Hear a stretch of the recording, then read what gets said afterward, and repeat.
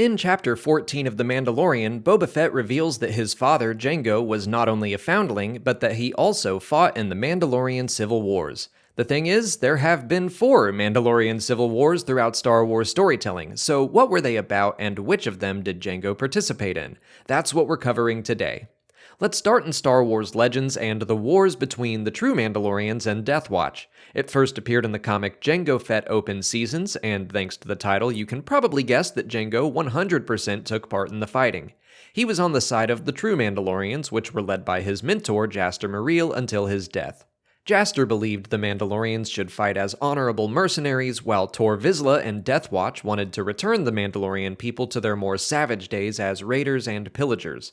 The war ended when Death Watch manipulated the Jedi into attacking the true Mandalorians, resulting in the death of every member except Jango. Fett was taken into custody, but eventually escaped to hunt down and kill Tor Vizsla. Now we're shifting into a conflict that Legends calls the Great Clan Wars, but this is an event that also happened in canon.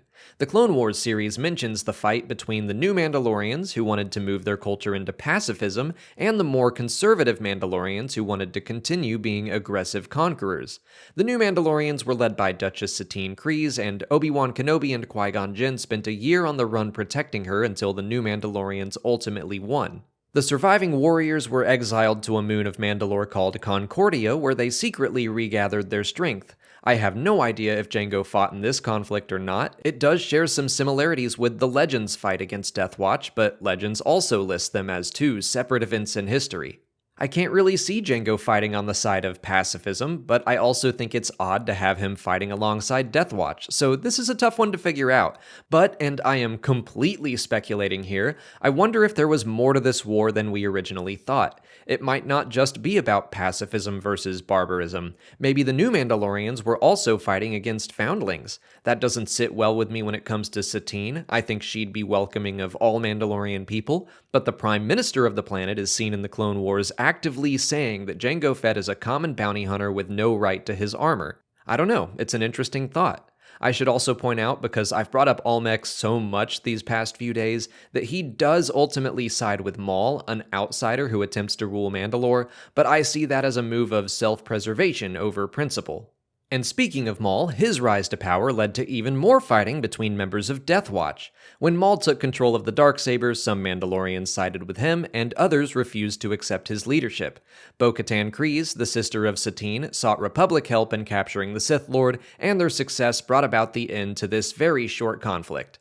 The Republic took control of Mandalore in what was supposed to be a peaceful transition of power, but when the Empire took its place as the Clone Wars came to an end, the occupation remained. Some Mandalorians that had sided with Maul, like the Saxons, chose to side with the Empire and became Imperial Supercommandos.